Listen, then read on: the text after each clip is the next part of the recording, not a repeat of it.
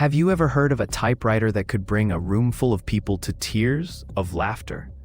In a small town council meeting, renowned for its monotonous agendas, an old typewriter was pulled out to document the affair. But this wasn't any typewriter. Its keys had minds of their own.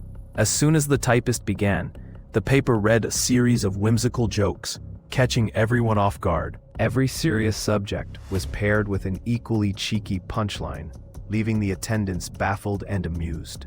By the end, even the mayor couldn't keep a straight face, transforming the dull meeting into an unforgettable comedy routine.